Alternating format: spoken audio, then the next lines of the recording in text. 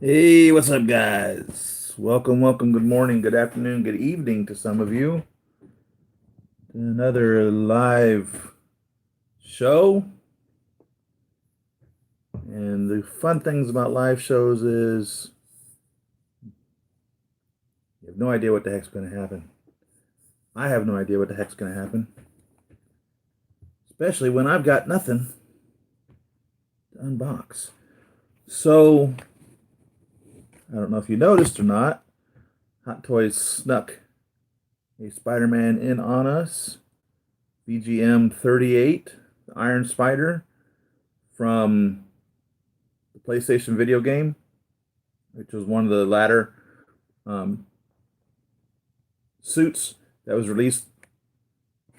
Evidently, there's 42 suits now. I believe in the beginning there was 30 or 27 or something to that effect. And through downloadable content and expansion packs, more and more suits became available. And so they did the red and gold Iron Spider, which is from the comics, and put it into the video game. Re-edit. Sentinel did one, and I bought it, and it's pretty good.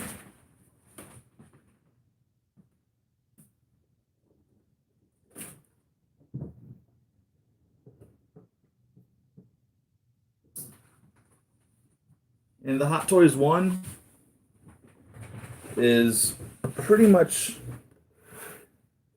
looks, I mean, in the video game and the Hot Toys one resemble this as well. This is 1/6 scale, but when these guys do it, they put a little, they put their own flair into it, if you will. So it has this certain, what's the word I'm looking for? All their figures, it's not animated in regards to the look. It just has this very specific look that you can tell that it's done by them. And this one holds to that same course of action or line of continuance in regards to how they do things, if that makes any sense. So the Hot Toys one looks more like what you would expect him to look like, a real person done in miniature, more or less, in 1/6 scale. This has this appeal to not necessarily be constrained to the confines of reality, if you will. So the difference between this and the Hot Toys one comes out in like a year, where this is available right now. This is $20 more than the Hot Toys one is selling for currently. This I think is selling for $269. Hot Toys one is selling for $249, and they're both going to be 1/6 scale. And the Hot Toys one is a little more properly proportioned. So it's still a 1/6 scale, but it just has this flair that isn't uh, true to scale, more or less. I don't know how to explain it, but I'm happy to have this guy. And the Hot Toys one looks, I mean, when I was looking at the image of it, it almost gives the appearance or the feeling to me that this was like somebody at Hot Toys that's making the figures over there. I don't know. Or Hot Toys just went over and said, hey, give us your sculpts and your molds of this, and we're going to put our taste to it. So it's almost like as if they take a Spider-Man body, Hot Toys, and then stick it into this. There are some differences from the images of the Hot Toys one and this one. The chest is just a little bit different, and but I expect it to be very similar to this. There are some differences. It's not the same figure, so I went ahead and, of course, ordered it at Big Bad Toy Store. Didn't cost me anything to put. I didn't have to put no money down on it. It'll be, just pay for it when it comes out in a year or whatever time it is. Find one of the links in. There should be a link here. Just click it. It'll take you to BBTS. You can order it, but no money down on it. I didn't even know that this was in the video game. When it said it was VGM 38, I was like, how? And so I had to research it just to even see that it was actually in the video game. And I knew it from the comic. So it was like Ultimate Spider-Man. I don't remember what comic this was from, to tell you the truth. But it's from the comics, gone into the video game, and now Sentinel made one maybe a year ago when this first came out, and now Hot Toys has announced. And there was I didn't see it pre-announced anywhere else. Just all of a sudden, it was on the Hot Toys site and up for sale on Big Bad Toy Store and other store sites. And so I placed my order. Very pleased to see that. Um, Fison has made special figures for something called Gantz, which I have no idea even what that is. But it says that the bodies are specially made for these figures. And so I don't know what the deal is. They look pretty cool if you're into Fison and seamless bodies. They are very interesting looking characters. I thought that was pretty neat. CBS Sci-Fi, hello, how are you? This is going to be a very personal episode because I really got nothing going on. I've got a Peggy Carter that's coming. I think she was, I don't know, $120 or something that I paid for 6 months or so ago. I've got notification that my Veronica is coming, which was made by Pop Toys, I think. I don't remember. So that's, they call it a 1/6 scale Veronica, but it's not going to be 1/6 scale. The Veronica figure is only going to be 6 inches by 6 inches. All right. So Veronica is the name of the satellite, more or less, that floats around space that had the Hulkbuster, and God knows whatever else was inside of this. And so keep in mind that when she dispatched herself to Earth to release the Hulkbuster, she only opened, I think, 2 pods of the 4 that she has, and those 2 pods contained the Hulkbuster. So you have to keep in mind that she would have to be at least the size of the Hulkbuster for her to be in scale. You got your Mark 7? I hadn't even been told to pay for mine yet. Oh, are you kidding me? Oh, man. How's it look? I bet it looks good. Oh, what an amazing piece.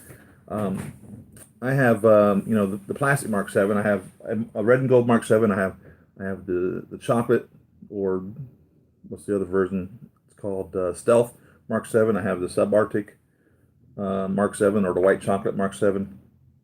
And those are the Mark 7s I have, and I love them. I ordered 2 of the Mark 7s back when they were up for pre-order in anticipation of displaying one as a figure and one as the pod. Because from my understanding, you have to have a figure to make the pod. You can't have the pod without a figure. Have you pulled yours out yet? Am I right in my assumption? I think I am. I believe that's the case.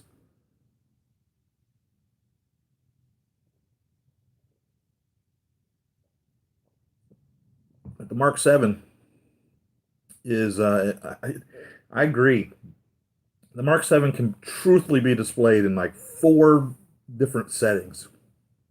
You can have him without the shoulder missiles, with the shoulder missiles, without the leg missiles, with the leg missiles, and then you can have them displayed battle damage. You can have the missiles open. You can have the missiles closed. It's truly a diverse story, all from just essentially one movie and Iron Man 3. So Avengers and Iron Man 3. So I guess 2 movies really the Mark 7 was in. And what a piece. Does it also come with battle damage pieces? Have you opened it up yet?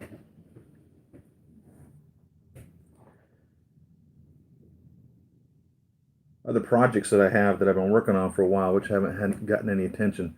My crossbones, if you remember, I swapped out the his pants. This was made by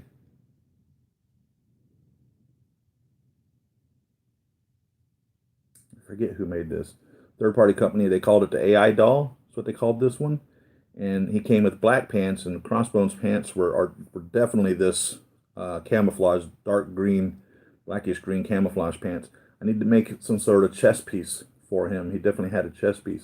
Of that, they did pretty good with this combat vest and all the little clips and everything that he had attached to him. Those are pretty close to accuracy. And then they included this head sculpt, which is all right. It's not as good as it could have been, but it works. They gave us some boots that are laced up, and I've been relacing them. I'm not done with anything with him in a couple of weeks, but I put his pants on, and they don't snap. So I've got to figure out how to fix that. But I need to fabricate some type of a chest piece. They painted the white on the assault vest to give him the crossbones.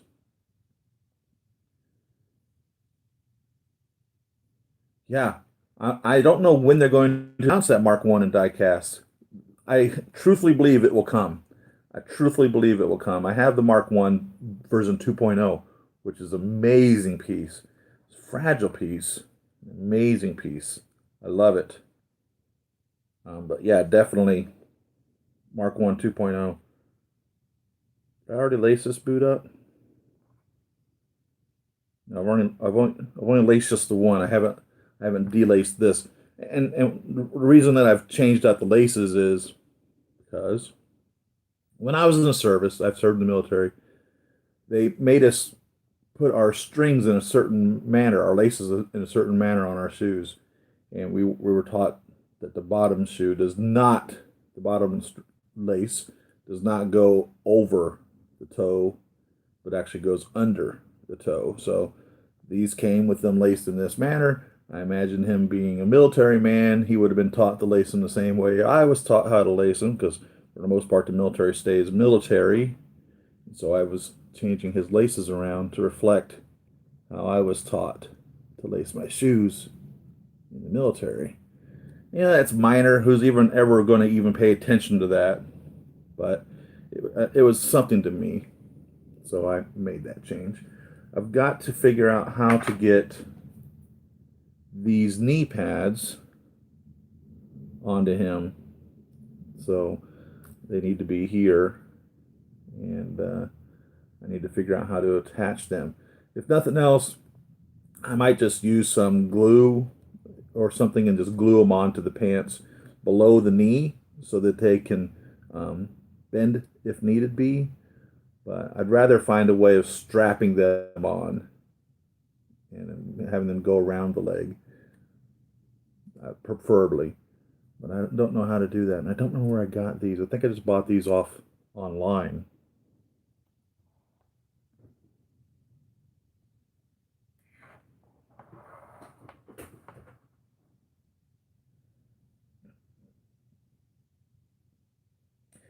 Right, and that's why I ordered two of them because I wanted to display the pod also. Because from my understanding, if you decide to display it as the pod, you can't display it as the figure. Is that right?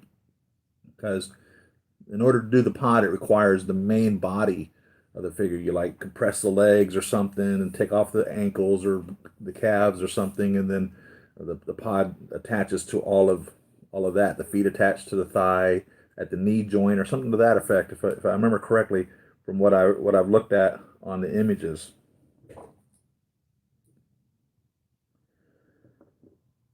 Got an R2D2 also that I haven't heard from yet that people have started receiving. And what was another one that I've seen people started getting that I haven't heard anything on? It's like three figures that are out there floating around in space and haven't quite made it to the house here. But I should have Peggy Carter coming. I imagine Peggy Carter will be here next week. I hope, because it was last week or so ago that they said it was on the way. I haven't finalized the Veronica, so that'll probably be in a couple of weeks.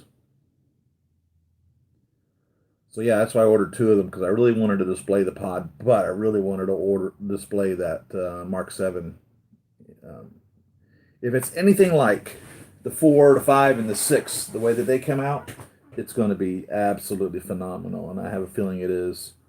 The 5 is what a piece of work. The 5 is all the little articulations on him, the way he opens up. It's probably the most engineered piece, in my opinion, that they've ever made. The Mark V diecast. I've put him up for sale only, trying to get my head back above water from this whole last 3 months, 4 months that my life has been tossed upside down. But I don't want to sell him, but I will sell him, and I will buy another one later, and I will pay whatever price someone is asking to for me to pay for him, because that's how it works. A lot of these Grail pieces that I've had to chase down, I've had to pay for. And I don't mean like, I don't pay for my figures. I mean, I had to pay a premium price for in order to get the things. And that's how it is. If you want something, somebody's got it, you don't have it, and you want it bad enough, you'll pay what they're wanting to sell it for in order to get it. But yeah, the Mark 7, what a good looking piece. I sold my Spider-Man homemade suit, boxed that up and sent it out. Got Stanley up for sale. I've got the Mark V up for sale. I've got the Mark III gunmetal up for sale. And I don't know, you guys are interesting.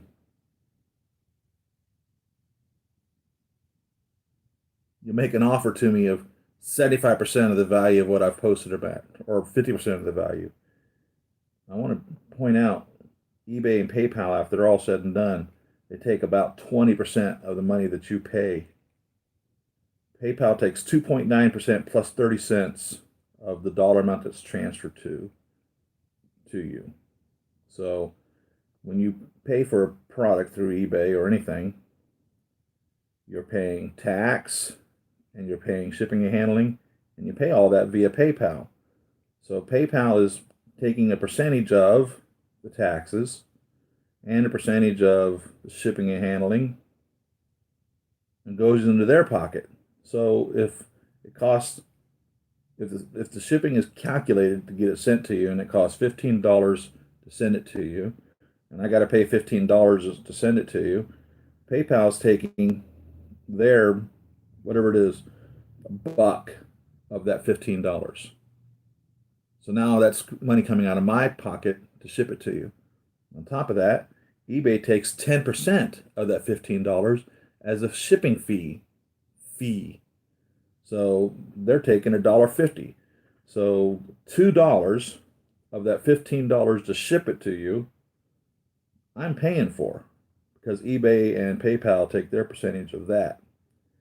And then eBay takes taxes out off of your item that you buy. So let's say you spend $400 on an item. Let's just say, for argument's sake, the tax is 10%. That's 40 bucks. eBay takes $4 of that. It comes out of my money. And so after it's all said and done, their 10% final value fee, the listing fees, and then all of the extra goodies that you may choose, like if I want to make the pictures bigger so that you can see the detail of what is being sold. After it's all said and done, they end up taking about 20% of what the item's sold for. So you sell an item for 800 bucks. eBay takes 200 of that. You get $600 for the item. After all the percentages and everybody is paid. And you guys, as the buyers, probably don't put much thought to that. So you see somebody selling something, and you're like, well, that's $10 more than what I could get it, blah, blah, blah, 2 months ago when I could have bought it. And so you'll say, no, I'm not paying more than $300 for it because 2 months ago it sold for $300 and you're asking $600 for it now. Well, you're not buying it for $300 for it now. And on top of that, if I were to sell it to you for 300 bucks, they're going to take 20% of that, which is 60 bucks. I'm gonna get $240. I paid $300 for the figure in the first place. So why in the world would I sell it to you for less when the gosh darn thing right now is trending on eBay for $600, and you only sell it to you for $300 because it sold for $300 2 months ago? Or on top of that, maybe it didn't sell because what it shows is completed listings. An auction that doesn't sell is still considered a completed listing. So eBay will put that in their sold file. So if somebody put an auction up there for whatever, and for $300, let's say for instance they're trying to corner the market, so they'll list an item and then turn around and buy it themselves, pay the 20% of the fees, and or even not even pay nothing, and it's a shadow account, and so they don't care if they get a non-buyer strike. It's themselves. They created it just so they could flood the market with baloney prices. So they never even purchased it in the first place. So it ends up just looking like as if this thing sold for real cheap one day, and then they try to use that as a bargaining chip. So it's selling for $600, $600, $600, $600, and somehow, somewhere, 2 months ago, for whatever reason, somebody sold it for $300, which doesn't make any sense whatsoever when everybody and their brothers are selling it for $600 all day long. And then people will sit there and say, "No, you need to sell it to me for $300." They ain't selling it for $300. I'm sorry, it's not going to happen. I'm not going out of business. I'm not. This isn't a fire sale. This is not liquidation closeout. I really don't want to sell a single one of these. It's almost like sending your kid to school. You know, you want your child to grow up and going beyond their way, but you still want them to be your child. If that makes any sense. It's hard to explain. It's the way I feel with these figures. I don't want to get rid of any one of them ever. I purchased them because I wanted them. I don't purchase these to try to make a buck. I'm not in the business of buying and selling buying and selling figures. It's not my business. It's not my job. It's not what I ever thought. No, this is what I'd be doing to make money. You tell yourself when you're collecting these, oh yeah, these are collectibles. They're going to be worth something one day. But then there's also that side of you. It's like there's no one ever going to buy this figure. How they gave it away when they sold it in the first place, but you buy it because you want it for your collection or because you have a specific emotional attachment to the figure for whatever reason. Like Spider-Man. Spider-Man is my emotional attachment, man. He's been my superhero most of my life, and I'm really pleased that he's always been a very popular character with Marvel. So it's not like he all of a sudden just got popular, but it's nice to see that he has such a impact right now. You know, Iron Man really dominated the Marvel Cinematic Universe. The X-Men have always been popular. Spider-Man kind of fell to the wayside after Andrew Garfield and Tobey Maguire's Spider-Man 3. They kind of became, almost like Ang Lee's Hulk. When we didn't really talk about it anymore. And so I'm really super stoked that Spider-Man has reclaimed, I guess you could say, his position. Gosh, if Hot Toys makes all of the suits that they have in the video game series, the PlayStation video game series, 40 suits?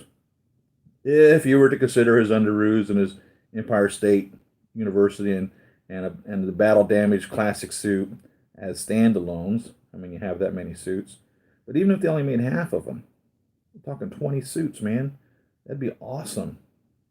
That would be awesome. I noticed one of you guys had told me that someone was making the little drones. I've seen them for sale on eBay. You can buy the spider drones or Mysterio drones, or whatever you want to call them, that are being offered with the homemade suit by Hot Toys. $75 is what they're selling for on eBay. And I don't know the quality of them. I didn't really look much at the pictures. But if you want just to get the drones, there's somebody out there that's making them and selling them right now on eBay. 1/6 scale drones from Spider-Man Far From Home. That we see a drone is being made available with the homemade suit that's coming out next year. And that's why I sold my homemade suit. Didn't didn't feel so bad selling that because I ordered the new one, which comes with a drone. I have this laced up. Got one more to go. Hello, DK. I'm selling my Hot Toys because my wife had a cardiac arrest. Now, you hear, you may hear throughout your life people talk about they had a heart attack or whatever, and you hear somebody say they had a stroke or whatever, and so you have a pretty good idea of what those are, but you really don't know what they are until it actually happens to a loved one that you're directly involved in. So my wife had a cardiac arrest. So I was like, so she had a heart attack? And they're like, no, no, she didn't have a heart attack. A heart attack is, and of course I'm no doctor, so this is all explained to me, and I'm trying to share back to you how they told me. A heart attack is when your heart either doesn't want to function properly, it may skip a beat, it may stop, it may slow down. But essentially, if you have a heart attack, you're still alive for the most part. Your heart may stop functioning, but your brain will still be there. It's your heart that's causing a problem. Well, my wife had a cardiac arrest, and I guess the best way to explain that is it wasn't the heart that decided it wasn't going to function anymore. It was the brain that decided it was going to stop the heart. Now, the brain decides to do that for several reasons. One of them is if it feels it's not getting taken care of. If the brain doesn't get oxygen, it's like, why the hell am I going to tell the heart to beat if you're not going to breathe for me? So essentially, in a cardiac arrest, your brain shuts everything down. So we were in the car, we were on our way to go grocery shopping, and she was telling me that she wasn't feeling well, and she wanted me to take her home. And I said, baby, we probably need to go to the hospital if you're not feeling good. You can't breathe. She said she couldn't breathe. And she's like, no, just get me home. I'll be fine. And you know how it is. You know, we're all human. Life goes on like that. You're like, oh, if I just do this, if I just sit down, if I just rest, if I just have a break, if I just have a drink, I'll be fine. There's a lot of times, and that's truthfully the case. This was not one of those times. So we started going home. Um, about halfway home from the hospital, I mean, from the grocery store where we were going shopping, she's like, you need to take me to the hospital. Now, I'd already passed where the hospital would have been. You know, it's like, here's where the grocery store is, here's where home is, here's where the hospital is. I'm now here. So I had to turn back around and head back to the other direction. Got into the hospital parking lot, and she stopped breathing. Her body just turned totally blue, and literally bubbles came out of her mouth. She'd passed right there in the car, right in front of a medical professional in the hospital parking lot at the emergency room. And he's like, "You need to get her over here so we can get her out. You need to drive over to the emergency where the ambulance is parked so we can get her out of the car." They got over there. They said that she'd there was no heartbeat, no pulse, no activity of life that they could discern whatsoever. They started immediately performing CPR on her and took her in the emergency room. And I just lost my shit. I absolutely lost it. So they took me off to a room they call the quiet room, and I was there for about an hour. And finally, a doctor comes up to me and said that my wife had been um, without oxygen, without brain activity, and without a heartbeat for between 10 and 20 minutes, and that they had resuscitated her and were able to restore a heartbeat. And they are detecting brain activity, but she was in a coma. So she spent 24 hours in a coma. Now, they also, when something like this happens, to make the body heal, they also keep you in a coma, medically induced coma, and they lower your body temperature. And this is all stuff that I've learned from this going on. So they lowered her body temperature and kept her colder than like you and I are. You know, when I touched her, she felt cool to touch because her bloodstream, everything was just cooler than normal to help her body heal. And so she spent a day literally in a coma. And then when they started warming her back up after 24 hours, She was in a vegetative state for 2 more days. So that's where she may or may not open her eyes, and but she wasn't there. So it was like a zombie, if you will. The body appears to be responding. Nobody's home. So she spent 2 days in a vegetative state, and then she responded after 3 full days from the day that she literally died. She started slowly coming back. So she spent 2 months in different hospitals and rehabilitation centers, and then she came home prematurely. She really wasn't ready to come home, but at one point, after the first week, they were going to release her into hospice care. And hospice care is end of life care when you're not predicted to live more than 6 months. And they were going to send her home, and I mean, they were literally talking to me every day. It was just another rude kick right between the legs from the hospital and the doctors and everything. It was just really was a mess. So when they were talking to me after like a week, they're saying they were going to send her home in hospice. They said your wife is in such a critical condition that we're not even sure she would make the transit home and could possibly die in the ambulance on the way to the house. I said, why the hell are you trying to discharge her then when you can't even guarantee that she would even make it to our house to die peacefully in her home? I don't understand the thinking and logic of some of these medical professionals. It's just beyond me. I don't know if it's the insurance companies that truly dictate because they act like it is, but I don't think it really is. I don't know what the hell's going on, man. I had to beg for them to keep her there another day just so she could be stable enough to become home. You know, I mean, they're sitting there telling me she's going to be hospiced home. You know, that's a real deal. That's a serious joke, and that's a serious matter. You know, that means everything's done. We've done all that we can. We're just going to let her move on. So, needless to say, what a mess. So, as she started coming back more and more, it was like watching a child grow up. When you have a baby, you know, you're amazed that one day the baby looks at you with recognition, or one day they learn what their tongue is, or the minute they can stand on their own, or even walk or crawl. All these are huge milestones, and it was the same way that she started coming back. You know, she had to be her body was reprogramming itself to come back to reality, to come back to a sense of who she was and where she is and what the hell's going on.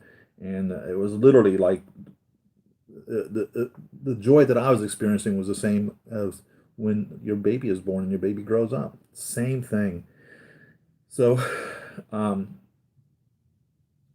they were talking to me about hospice care again, and my wife had become cognizant enough, in my opinion, that she could start making decisions on her own behalf. So as they're talking to me these things with her there in the room, I said, I really think probably you should just ask her what her opinion is on this. You know, so the answer is, first off, they decided to give her a bunch of questions to tell whether or not she was cognizant, and whether or not she was even there, or if we were talking to somebody who wasn't able to make a decision on her behalf on her own. And so, they asked her, who she was, where she was, what was going on, and she was able to respond with all enough answers that the doctors and social workers were able to come to conclusion that she was able to make her own decision on her care. They asked her if she wanted to be hospiced home to die peacefully. And she said she wanted to get up and walk and recover. And they said, well, that's not hospice. If your hospice care does not provide healing care, it's just to make you comfortable as you pass on. So they took her out of the hospice program at that point. She was still in the hospital. Started transitioning her into rehabilitation hospitals, acute hospitals, and rehabilitation centers, skilled medical nursing facilities. So now she's home, and all the bills have come in, and she's on a non-invasive respirator, and she's on a oxygen concentrator, and she's just a whole lot of shit has gone down, and these people want their money. The insurance companies, the hospitals, the ambulances, because transferring between hospitals isn't covered because it's not medically necessary, in their opinion, to have to use an ambulance to transfer you between hospitals when you can't get up and walk out of bed yourself because you just had a cardiac arrest. So when you don't pay these things, it can affect you. People will say, "Oh no, medical bills don't affect you." Yeah, bullshit. They certainly do. When I was injured on the job, the workers' compensation injury that I had almost 20 years ago, sure enough, directly affects your credit. It goes straight on your credit report, and don't let anybody tell you otherwise. So I don't have perfect credit, but I certainly don't want my credit screwed up. So to pay these bills, I've had to come up with money that I didn't have money to come up with. So that's why I'm selling my figures, because I couldn't think of anything else that I could sell on the quick and make a few $1,000s to catch up on all the bills. And I mean, I'm not well off, not rich. I pay for these figures, except for the kindness of the heart of you guys.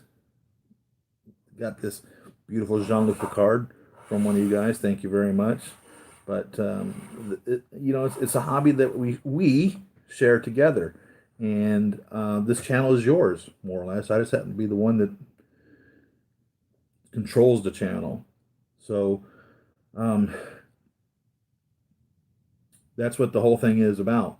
I have an obsession of collecting these figures. I have bought them, and I've just been trying to get some cash to pay these bills off. It's why I'm selling them.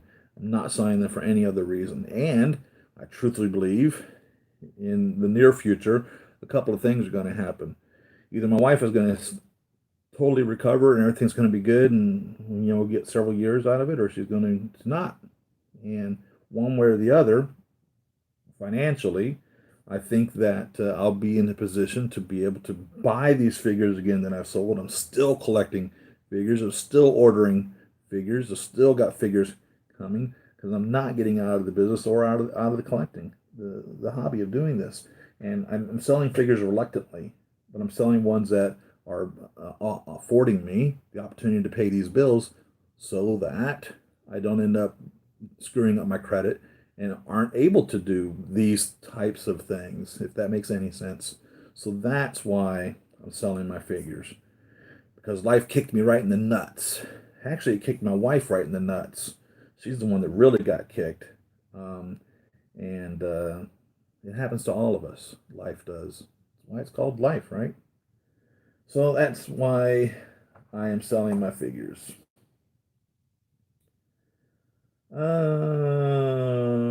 When mine came, the head wasn't attached to the left arm. Wait a minute. When mine came, the head wasn't attached, the left arm wasn't attached, and a piece fell off. What? No idea where the piece fell off from. I think Hot Toys has rushed it through. It's a bit sloppy, but an amazing piece. Talking about your Mark 7. I had a similar thing with the Hot Toys that I bought. I don't remember which one it was. But if you were to watch my unboxings that I started doing back in 2015, it was one of those in 2015. Literally, I'm opening it up, and like pieces are falling off of the figure the whole time I'm going through it, and I'm like, "What in the absolute hell?" It was brand new from Hot Toys, and I couldn't believe that. It's crazy how sometimes Hot Toys quality, even though the craftsmanship will be there in the assembly packaging or in the line of them putting together, they get really sloppy at times. And I'm sorry to hear that. And I hope that's not the case with the rest of you guys who have Mark 7s coming. I hope it's not the case with my Mark 7 when that comes. 570 pounds I paid for that. I think $1.50 US is a pound. So what'd you pay? 800 bucks? Is that right? Am I right in that US dollars? I'm in it for the hobby. Yes, everything I've bought because it's what yes, it's what I wanted. Not to make money. Yes, do the same. Buy what you want. 100%. Any of you that are new to the hobby, any of you that are trying to figure out what it is that we're doing, we are collecting what we love. When I come in here, and if the shit's really bad for me, I can just come in here and just look at my figures, and I've got them posed, and sometimes they're just in what some people call the museum pose, where they're just standing there, not doing anything. But other times I have them in a position that tells a story to me. When I look at, like my Mark V shelf, for instance, it's Tony in his racing suit. Tony's putting his Mark V armor on.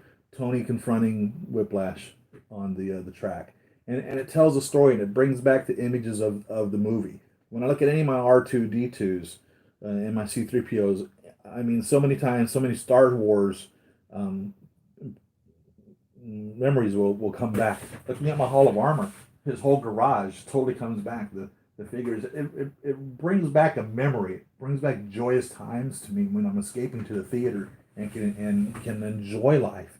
And it's nice just to look at each one of these, and that's where it comes from. Don't buy something that you have no connection to. It just doesn't make any sense. I don't recommend it, because then you're going to be looking at this saying, why did I buy this? And I've done that a couple of times with figures. I thought that I would have some type of a passion or a connection to, and it just wasn't there. And don't waste your money on that. There's no guarantee that any of these will ever become anything. I'm quite surprised when a figure turns into an absolute grail. For instance, the Mark 47. Amazing piece. And I only bought just one of them. I sold them a couple weeks ago, and I was pleased for what I sold him for, but I really miss him not being in the collection. There's an empty spot right there where he's supposed to sit. There's not there anymore, and I want my Mark 47 back, and I will buy another Mark 47, and I'll have to pay a premium price to get him back here in the house. Or, for instance, pieces that you have to make to tell the story, because it's not necessarily the piece the way he's supposed to be, or Hot Toys didn't make a piece at all of him. So, like when Obadiah Stane, part of the Ironmonger, when you buy an Ironmonger, you had a bust. It's actually more just a head sculpt of Obadiah, but I wanted to get him into, a suit. So I bought the suit, I bought a body, and kind of put together an Obadiah Stane using the head sculpt from the Ironmonger to have an Obadiah up there. He was an integral part. Jeff Bridges is an integral part of the movie. So I pieced together an Obadiah. The Loki here.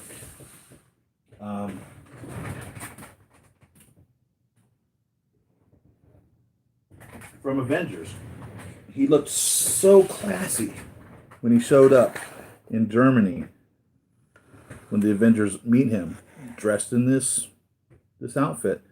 Putting this together. I bought the outfit and then bought a body, bought a head sculpt, and I have a Loki that it just tells so much of the story. I have him up against the Mark VI, which isn't necessarily true to the story, because when Tony showed up in the Mark VI, he'd already gone back into his costume from Avengers. But before then, he was in this, and it's just such a classy look. It's just it tells such of a story. Looking at this, I'm reminded instantly of him, there in at the museum, just walking around, looking so dapper and cool. So these are pieces that mean something to me that will probably mean nothing to any one of you. I can't imagine anyone ever saying, "Oh my God, I'll give you $1,000 for this Loki." It's not going to happen. He's not a collectible piece. He was totally an expense that I paid to recreate this, because that's what I wanted to have in my collection, and I love him.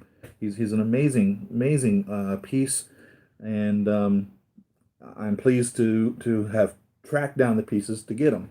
Another one that I have that I want to start putting together is I bought pieces to make a Peter B. Parker. So I found this old Spider-Man action figure here, and I bought little gray sweatpants and a little green army jacket and sneaker to go on his right foot, and a little work boot to go on his left foot, and a head sculpt of Nathan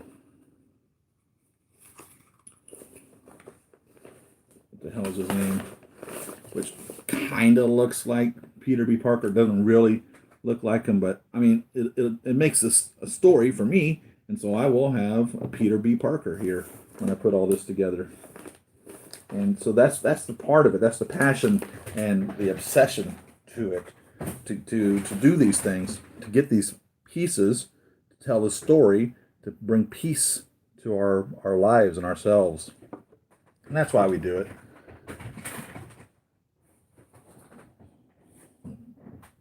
The collection obsession, an obsession of collecting.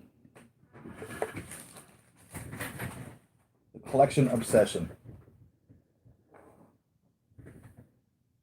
Noble, how's it going?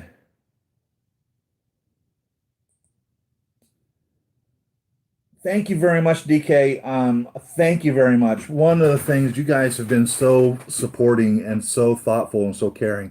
My wife has been so happy to hear that you guys are rooting for us, more or less. Um, you know,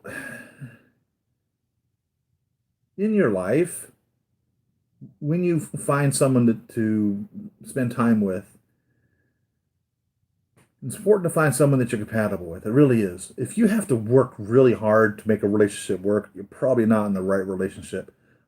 All I do is just love my wife. That's all I had to do to make our relationship work. And all she does is love me, and it makes our relationship work. And in this hobby, she doesn't necessarily approve of it. She hates that I spend money on these figures, but the bills are paid. You know, she's not without want. Um, I mean, she's without want, and you know, so she tolerates the hobby, if you will. So I would show her the figures whenever I'd buy one. I'd be impressed. I'd say, "Oh, baby, come check out this," and she'd be like, "Oh, yeah, it's nice, it's cute," but really, you know, she's not looking at it thinking, "Oh, this is really cool. I wish I had one." She's just being nice and supportive. So, um, when you guys have reached out the way that you have, it really touched her to know that there's someone out there that cares. You know what I mean? So I will pass on to her again that you guys have asked about her and that you hope that she gets well, and it really means a lot. It's what we need. We need each other, right?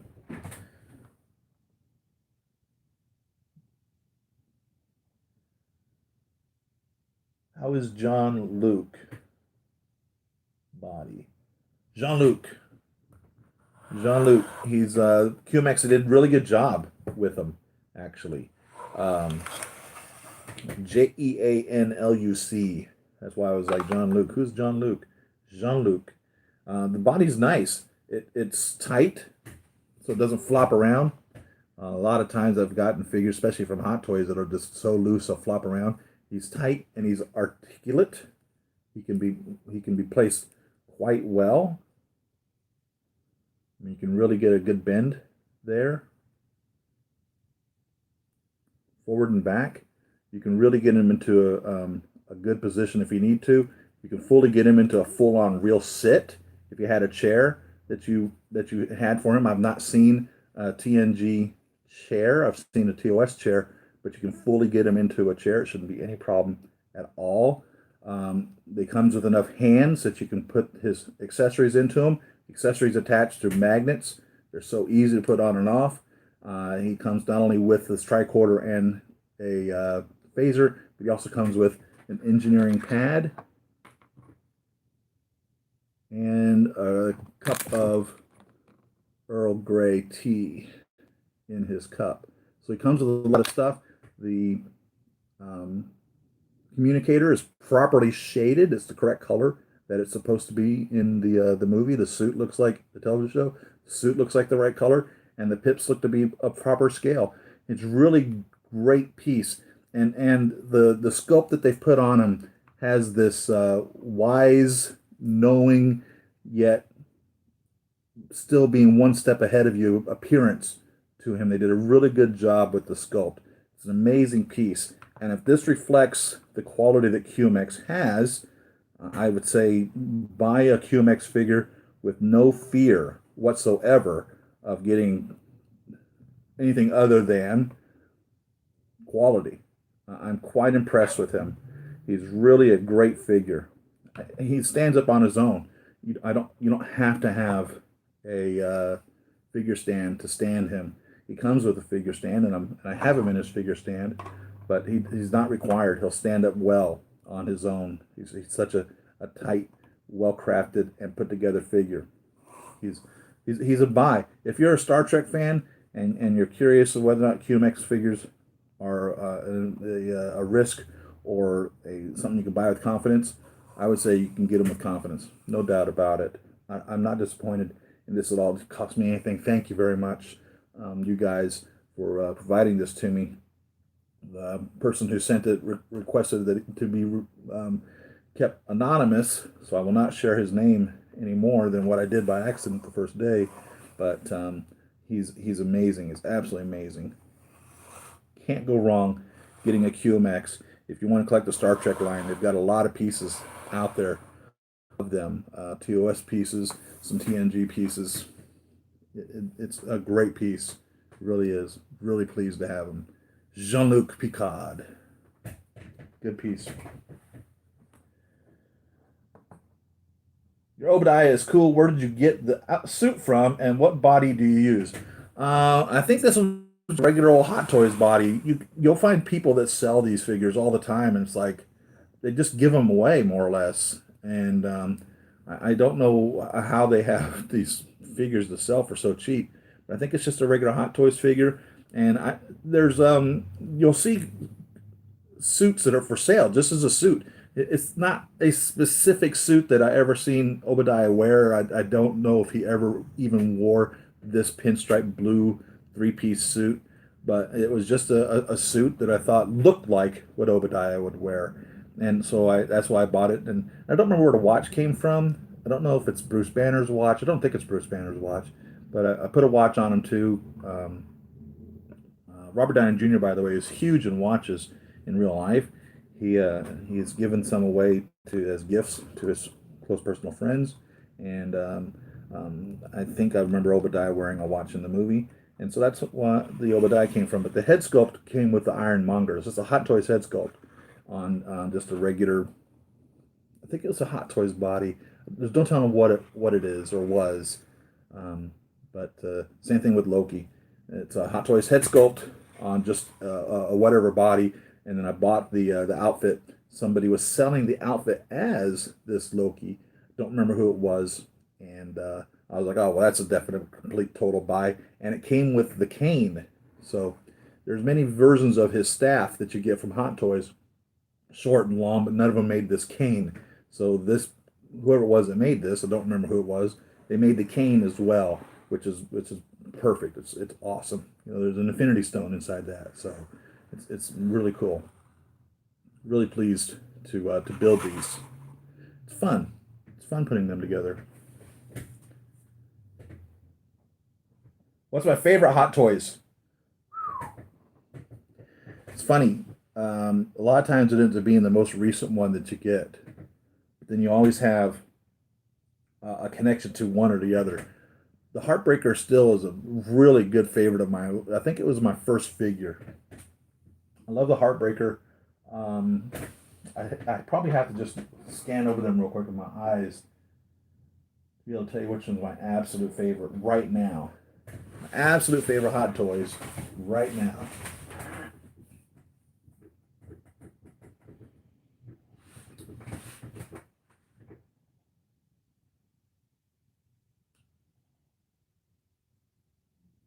I would have to say,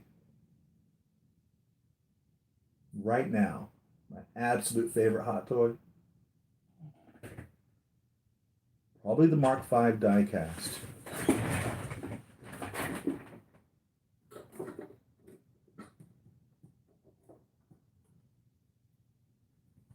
The work they put into this, crafting this, to make it come to life in this capacity is insane.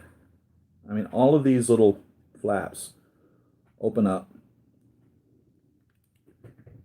to resemble the moment where the suit is almost all the way on.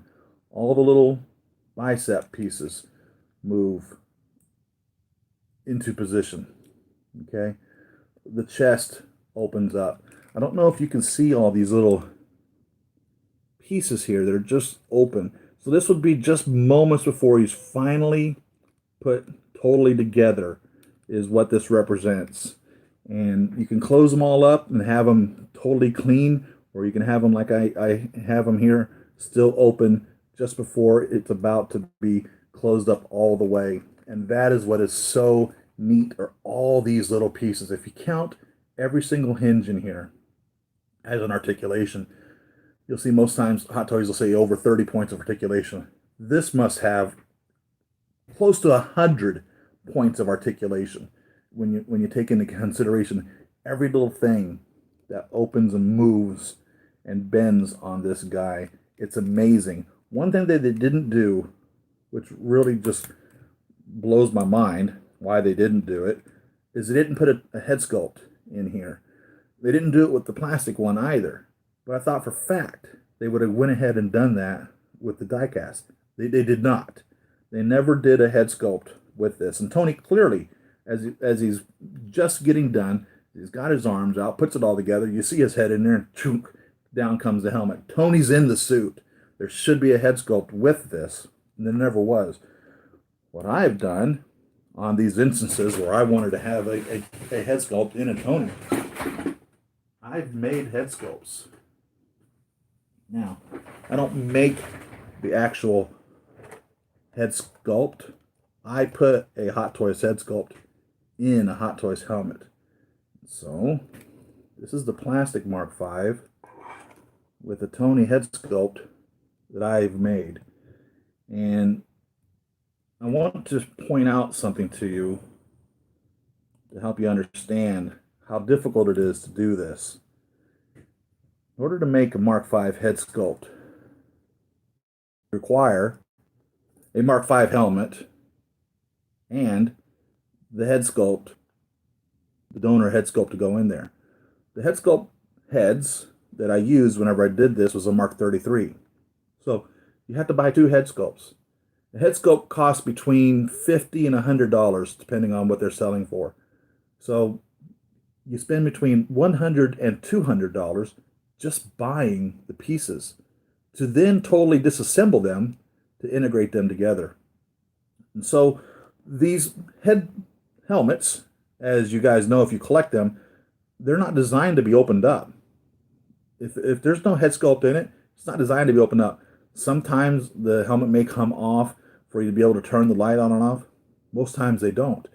So I've got to remove the faceplate, totally carve out the helmet to be able to place a head sculpt inside of it, shape the head sculpt in order to get it in there, and then make sure that the faceplate will close again seamlessly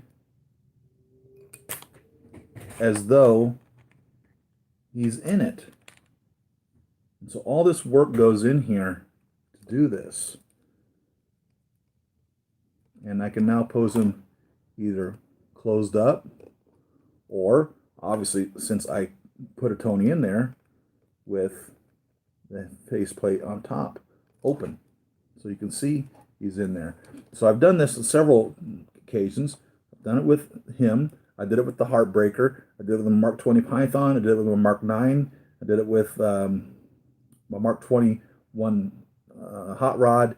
I started doing it with the Peacekeeper, and I was going to do it with a Gamma. I never completed those. But this is another part of the hobby is customizing these figures to do this. So, speaking of selling the Hot Toys, I thought I could sell these head sculpts that I made. So I put these up on eBay in case any of you wanted to get one of these. And again, remember the expense that's involved in this of buying two head sculpts in the first place to be able to do this is my Mark 20 head sculpt, which has Tony inside of it, the Mark 33 Tony inside of Mark 20 Python head sculpt, and it closes down. course, when it's closed, it doesn't light up. Most of them don't. The only one that ever lit up that I remember is a Mark 40 shotgun that closes, that lights up. And this is the Mark 21 hot rod, or it could be a war machine. If you wanted to put Tony in a war machine, you could do that. This is the hot rod with Tony inside of it.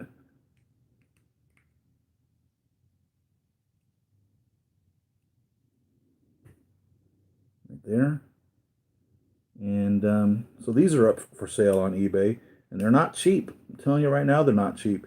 I spent easily 40 hours crafting of each one of these guys, and they fit right. As you can see, they go right back onto the body. That's the underneath of the hot rod, Mark 21 hot rod. And that's the underneath of the Mark 20 Python. They go onto the body that they were designed to be on. It perfectly matches. It is. This is the Mark 20 Python head sculpt, or helmet. This is the Mark 21 hot rod helmet, and the Tony Stark bodies are in it. And so, because certainly wasn't going to destroy a Mark 20 Python head sculpt and a Mark 21 hot rod just to make this, just in case it didn't work out. I still wanted to have my helmets as they came from the figure, and so these were added-ons. Anyhow, I've got these for sale, in case you ever wanted to have one of those. The other ones that I've done, besides the Mark 5, like I said, I did a Heartbreaker, and I did a Mark 9. Same thing. And here's the Mark 9.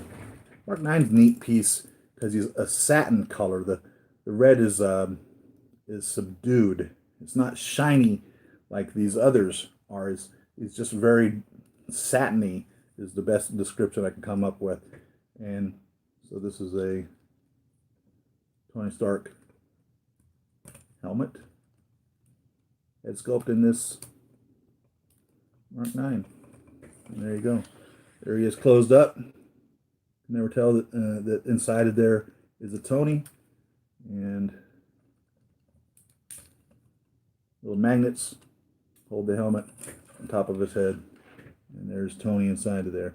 Now, we never seen Tony inside the Mark 9. And I literally had intentions of doing every single piece that I have, putting a Tony head sculpt into them. It was a lot of work. And I was really digging how they were turning out. And I just got overwhelmed with the cost of continually spending $200 on heads just to do this, and then all the time. So I quit after that. I just did the ones, and the Mark 35 was such a huge undertaking to do that one. Each one became more and more complicated to put a head inside of, so I just didn't continue on. So that would be my favorite hot toy right now. I have to say there are many of them that I really like. One of the ones I really like also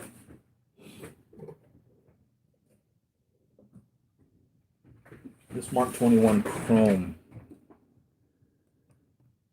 So we're talking about the Mark 7 earlier, and this essentially is a Mark 7 that's colored gold.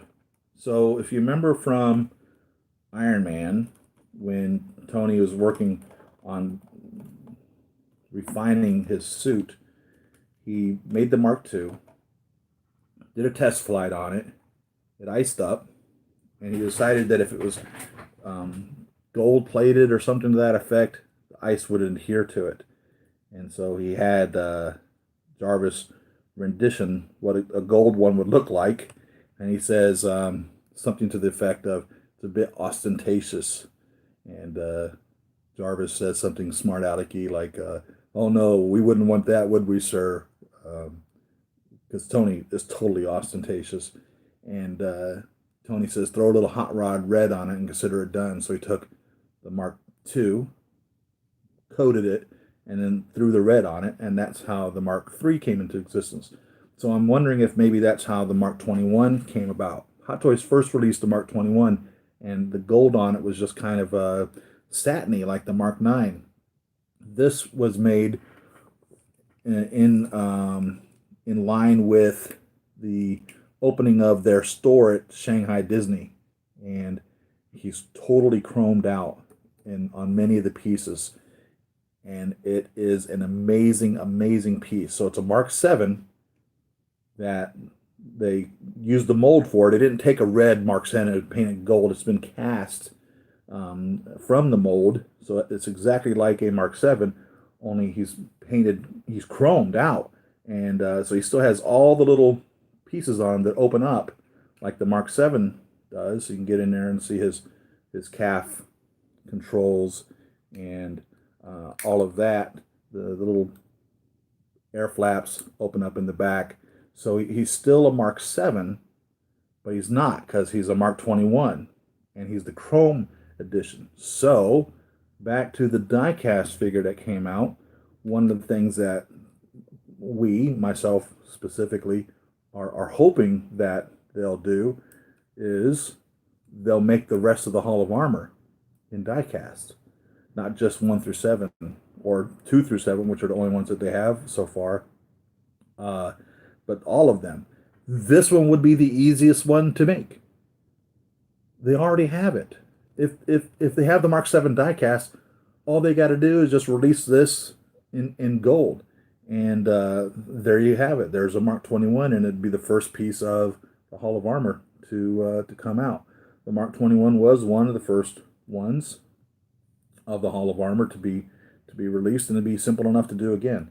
And if they come out with a Mark 21, in my opinion, that would be hope that they'll do the rest, and that's the big hope. So this one, I would have to say, is always one of my favorite pieces because of the chrome on it. I mean, it's truly reflective. Can you see my finger in there reflecting off of that? It's mirrored chrome. It's beautiful, absolutely gorgeous.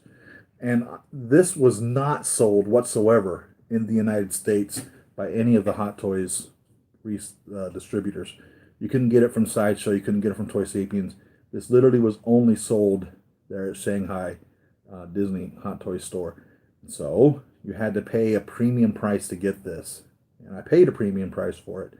And I think he's even selling for 3 times that now. He's obviously very limited, and he's a remarkable piece. And this one I would be hard-pressed to list. It was hard to sell that Mark 47. Boxing up that Hella and sending it out, I didn't realize how much I was going to miss her too. She's really a beautiful piece, and she was easier to send out than that Mark 47 was, but I miss her already. And I hate selling any of my figures, but I'm happy to pass them on and pay the bills. But this guy, I don't think I could ever sell this one. It would be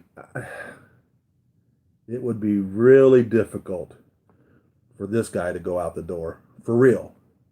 I just don't. I've not even entertained even selling him. It's beyond thought. That's the truth of it.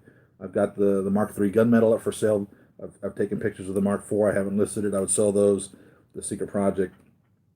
But no, I can't imagine ever getting rid of this chrome Mark 7. He's gorgeous. That's all I can say. I don't know. I don't know how else to explain it. Look at the faceplate. See how chrome it is? See my finger reflecting in it? It's just beautiful. It really is. Now, there have been customizers that have gold plated in the same manner the Mark III, and made it just like the prototype that he had up on his computer, and it looked really good. And I thought about buying one of those at one point. I certainly wouldn't be capable of doing that. I did not. And sometimes I'm like, man, I wish I had had one of those. It's not necessary. But this guy, he's off the hook. So I've got the original Mark 21 and the chrome Mark 21. This is probably my all-time, will always be my favorite for that reason. But he's just a Mark 7. It's funny to say just a Mark 7, but he doesn't really necessarily get talked about when I think of my favorite pieces, because he's not like the Mark 4 or Mark 6 diecast that light up blue on the inside, or the Mark 47, which opens up. I did the speaking of head sculpts, I did that with my Mark 42. I totally removed the head completely. The Mark 42 came with a Tony head sculpt. You can get the Mark 42 Pepper Potts head sculpt. And this one I removed the head totally out of it and just have an empty suit. I don't remember if we actually seen the inside of the suit. I remember he walked around the house when Pepper sees the Mark 42 for the first time. She comes in, he's sitting on the couch upstairs, and she's like, "Oh, so this is where we are? You're wearing this around the house now?" And she says to him, "What is this, like 17 or 15 or something like that?" And he literally looks at his arm. It goes like this, and it says right on the arm, which they didn't do here in this, but it says right on the arm, MK42, MK42, Mark 42. And she goes, "What is it, like Mark 17?" And he's like, yeah, that'd be it." And, he's giving her a massage and following her around the house. And then just for her to find out that he's not in here. He's downstairs doing pull-ups, working, while this was entertaining her. And she took offense to that. But that's what I did, because that reminds me of that scene. It was really iconic, an iconic scene. And then we had a recreation of that in Spider-Man Homecoming, when Peter was given the suit and he's drowning in the lake, and Mark 47 comes and rescues him. And Peter's like, "Wow, you came all the way out here to rescue me," or whatever. And he pops open the head. And he's like, "Nope, not here." And later that turns around and bites Peter in the ass when Peter's having a nuclear meltdown in regards to being Spider-Man and the responsibility of it all, which is Spider-Man's entire story is, with great power comes great responsibility. And Tony's telling him, if you need the suit to be who you are, you don't deserve the suit, because you need to be who you are whether you have the suit or not, which goes back to, the self-character and being a strong person. And Peter's like, more or less, he's saying something to the effect of, "Don't preach at me. If you even cared, you'd be here right now." And Tony cracks open the Mark 47 and walks out, which was a huge reveal in the movie. And what a memorable scene. And that just totally blew Peter's mind. And it's like, "I do care about you." And he's like, "If you die, that's on me." So then, of course, when Infinity War comes out and Peter dies in his arms, the hugeness of all that story coming together is just an amazing, amazing story arc of how they did that.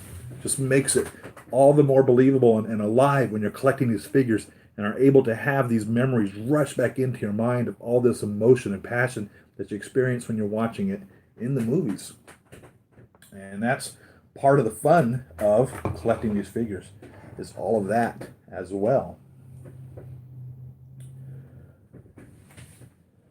Am I tempted with the TOS figures? I am totally. It's like the Star Wars figures, man, and the Predator figures, and even DC. Batman has always been Batman. I love the Michael Keaton Batman. I love the Adam West Batman. I even like the Christian Bale Batman. Batman's been Batman. Superman's been Superman. Dean Cain is my Superman. Christopher Reeves, of course, did an amazing movie, Superman. The television series, Dean Cain is really my Superman, the one I most associate with. And I wish I had the money and the space to collect all these, but Marvel really seems to really taken over. Jean-Luc speaks so much. Jean-Luc, it's so funny when the original series was out with Captain James T. Kirk. He was like a buccaneer, like a pirate, even though he wasn't. But he was the leading man. He was the man running the ship. He was the one in charge of everything. And even though he had Bones and Spock and the other crew members on the bridge of the ship, every episode for the most part really was about him. So here comes Jean-Luc in the same position that Kirk was, but he was no longer necessarily the leading man, but he was always in charge. And there's a episode where Geordi and Ro had phased. They were no longer on the same realm that the rest of them were. And it was because I think it was the Cardassians were trying to work on, or maybe it was the Vulcans, or I mean the Romulans that were trying to work on a new type of a cloaking device. I don't remember who it was, and it ended up phasing them out of sync with the rest of us, and they were able to walk through walls and whatnot. And it was really interesting because in that scene, um, Picard was in his ready room, and they couldn't see Geordi or Ro, and literally Geordi came in, and the presence and the power that Jean-Luc commanding the flagship USS Enterprise 1701D of the entire Federation. He actually begged forgiveness for intruding upon the captain, and the captain had no idea he was there. And that just shows the kind of respect and command that Jean-Luc had and portrayed without having to be the guy that Kirk was, if you will. Kirk is Kirk, and there's Kirk is great, but I just felt that Jean-Luc so much so more grabbed the role of captain of the ship, the flagship of the full Federation, and commanded the respect and love and adoration of his entire crew. What an amazing leader this guy was, and what a life he led. You know, when he was his brain was infiltrated by that Resican satellite, which totally made him live an entire life, 80 years or whatever it was that he experienced in a flash. He lived a whole nother life. So, and then the torture that he went through with the Cardassians as they were as he was caught by them, and they were going through their huge screwing with this brain torture that they were doing to him, flashing the lights at him, telling him that he was seeing certain lights, really screwing with his brain, and how he was affected by that. And the way that he always brought a command presence and compassion for the character when you watch the show is amazing. Patrick Stewart is an amazing actor, and Jean-Luc Picard gave us a captain that truly was a captain of a vessel. Kirk says, "It's my ship. It's my ship." Kirk says, "Whatever you do, don't let him take you off the bridge of that ship, because while you're there, you can make a change." But Kirk really didn't do what Picard did. Kirk received respect, but I don't think Kirk was necessarily respected and loved the way Picard was respected and loved in that regards. The two of them definitely had two totally different ways of commanding their ship, but I think the respect that Picard received, he truthfully earned from the crew, the way that he commanded his ship. This really is in my opinion, he's what Star Trek is all about. Really, the whole story of what Star Trek was really about is that guy right there. That character that Patrick Stewart brought to life, Jean-Luc Picard, is totally what Star Trek is all about. You could, and I think I have not seen, I don't even know if Picard's even out yet, but I can truthfully say that's why, if you were going to make a character into a series, which they did, the Picard series was coming out, that would be why they would do that. He is 100%, the character Picard is 100% the whole idea of what Star Trek is, of acceptance, of the way he thought. It's just, that's Star Trek.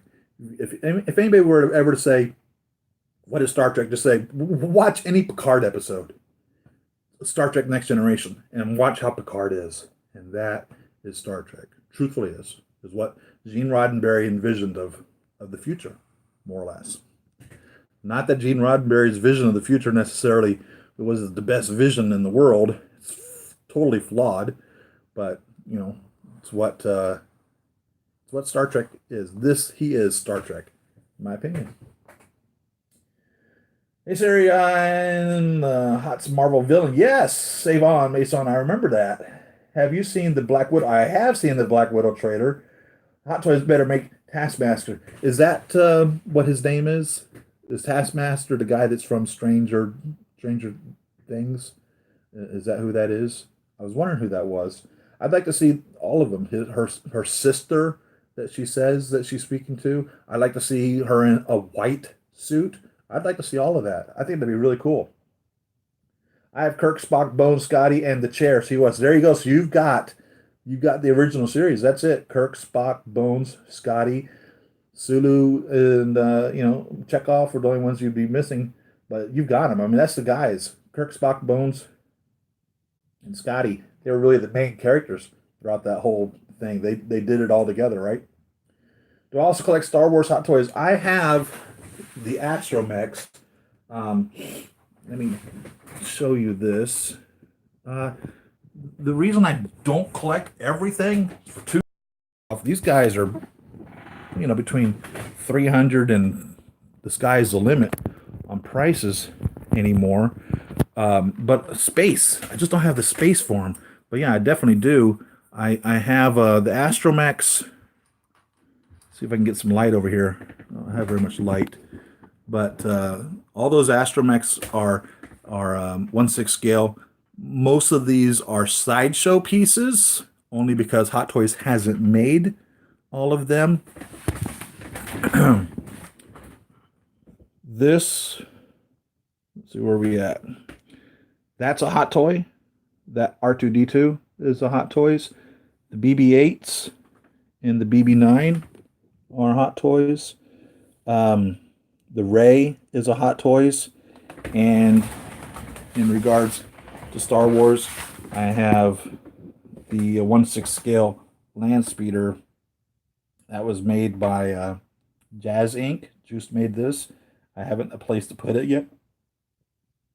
I got my plaque mailed to me this week. There was no plaque in the box. Juice sent a plaque out to me. Very happy to get that. So I try to, again, collect what you love, collect what you have place to put, and don't become so overwhelmed by things that you can't afford to collect them. It's so hard to do it. Now, we're about to hit into a spell, a dry spell.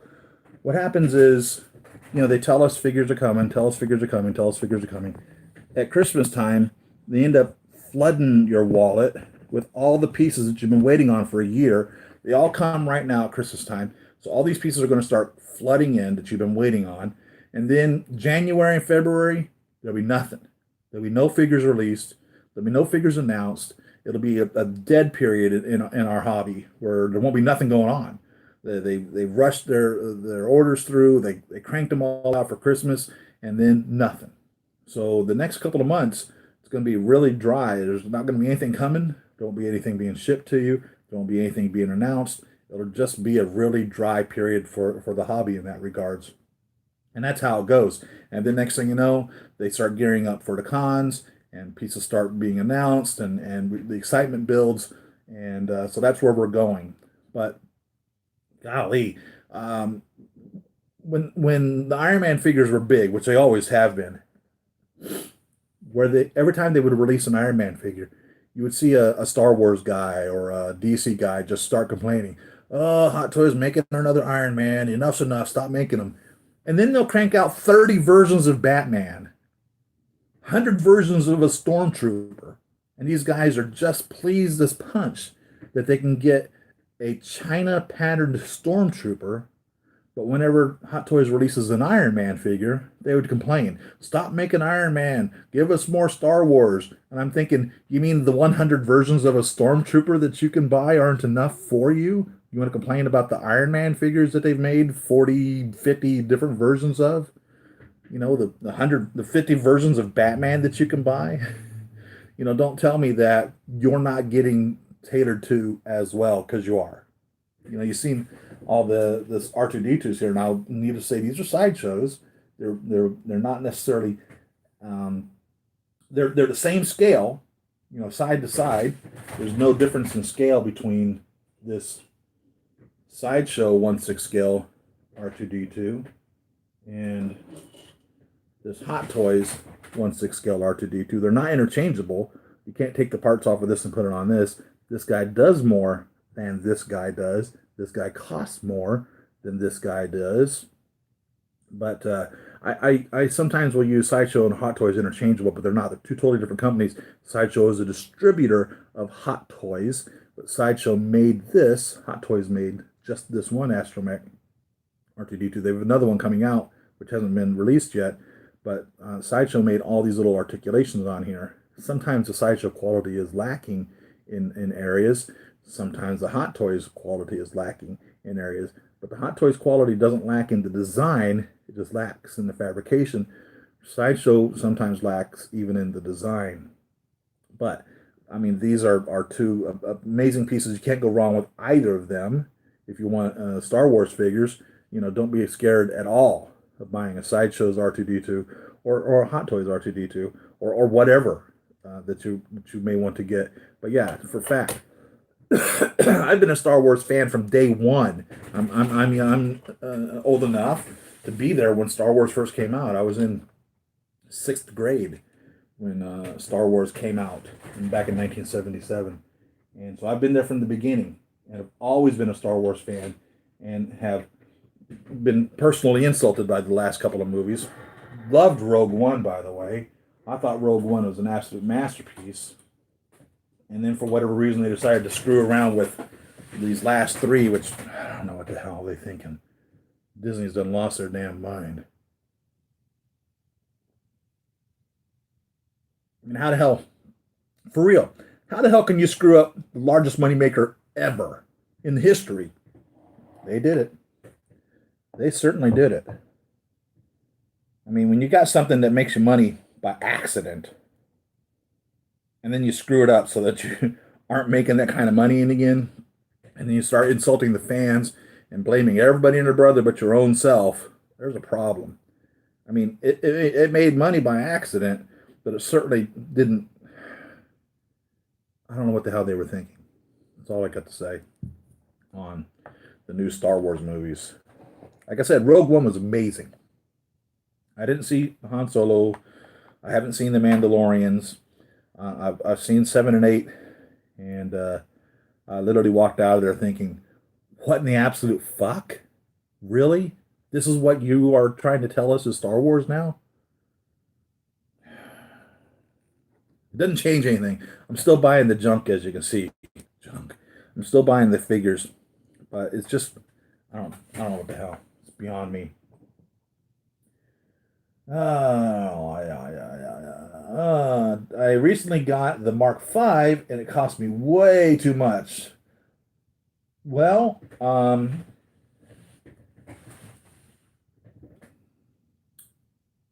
do I say that? So I bought this. I think he was not quite $400, and you had to wait a year for him to come, and he finally came, and I've had him now, I guess, 2 years, and that's kind of how it works.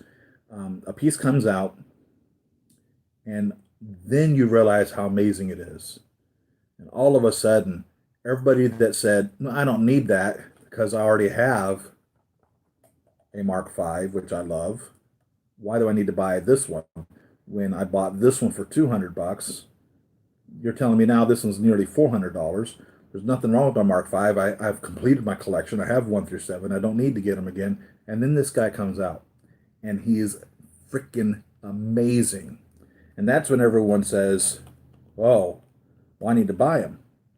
Unfortunately, because he was on pre-order for a year, he's not for sale anymore. They sold out. Now, Hot Toys has re-released or reopened up certain figures that they closed out, which I kind of hate whenever they do that. I kind of like it sometimes if I want that piece again, or if they made a change to it. But sometimes when they do that, it's like, why? Why did you do that? Because now you've just destroyed the collectability of it. So now, all of a sudden, people want the suit because they realize how amazing it is. Or they weren't even involved in collecting when this one came out. And truthfully, if money is no object, this is a better suit than this. If money is the object, then of course, save you some money and buy this one. But that's why these are so much. I have mine currently listed for $1,350 on eBay. Like I said, I paid close to $400 for them, if I remember correctly. Maybe more than $400, but it was right around $400. I'm not about to sell it for $400. I really don't want to sell it at all. It's my favorite piece. But he's trending at that price. So why would I not then as well sell it for what it can be sold for? Why would anybody want to sell something for less than what people are willing to pay for it? It's like art. They have a big red circle on a piece of canvas and they charge $1 million for it. It's like, why? Because you made a red circle with some house paint. How the hell is that $1 million? And that's the same way it is with this. You know, he is selling for that because one, people own it, don't want to sell it.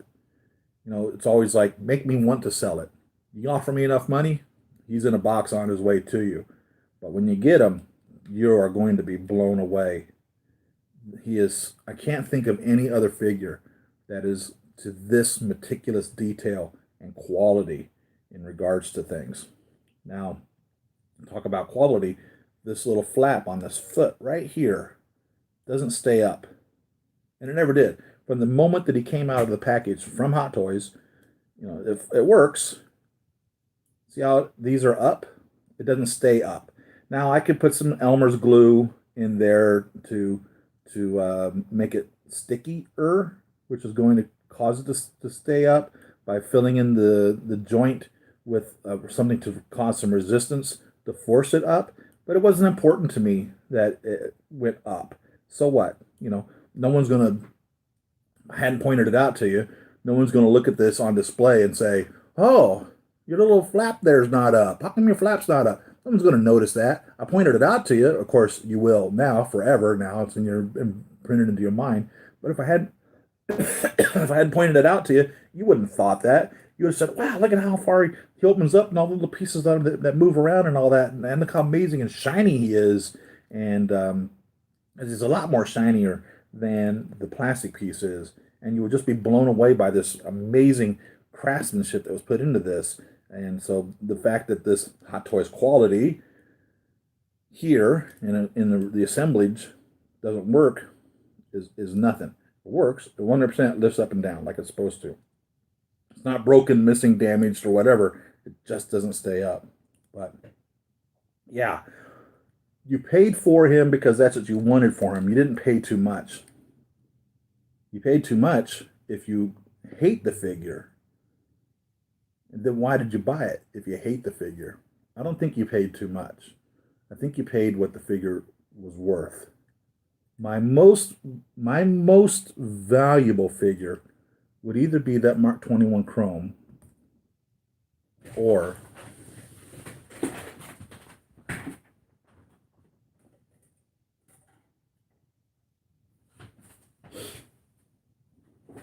this guy right here.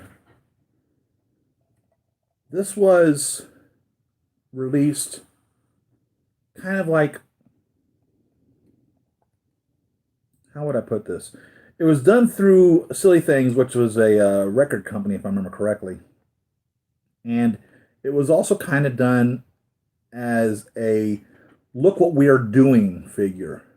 It wasn't really, I don't remember whether this came out before the Mark III, after the red and gold Mark III. Paid a premium price for this because this was released before I was collecting and I wanted him for my collection. I paid a very premium price for this, and he's still commanding even more than what I paid for him when I bought him 3 or 4 years ago. I don't remember. I think this was 2012 is when this guy first came out, and he is amazing. And he is solidly built. I mean, he's not loose in any capacity whatsoever. And I've got his little air flaps open in the back, his little missiles deployed on his forearms, and he is amazing. And what makes this even more so, or more of a personal piece, is I was watching an interview with Robert Downey Jr. At his house with his wife, Susan. And he has one of these guys sitting on his credenza, or his table in his living room. This this piece, not this one. This didn't come from Robert Downey Jr., but this piece, this hot toy, is in his house. You then see him holding it and playing with the doggone thing, articulating it around, moving it. Robert Downey Jr. owns one of these. This is the piece that he shows off in regards to his role as Iron Man. And it's on video. You can see it on YouTube. You can find the video interview. And he says, I don't know what this is. It's a stealth suit or something he says like that. But it was on display. It was there, and he played with it and touched it. And so, no, this is not that piece specifically. This didn't come from Robert Downey Jr. I didn't buy this from Robert. But this is probably not counting that Mark 21 Chrome. Probably my most valuable piece right here. And it's for sale on eBay. I put him up on eBay too. But no, if you want one of these guys, you're going to drop some money. And when it was brand new, I think it was $200, and he's limited. I think they only made just a couple thousand of them, so it's very limited in regards to how many of these were even out there.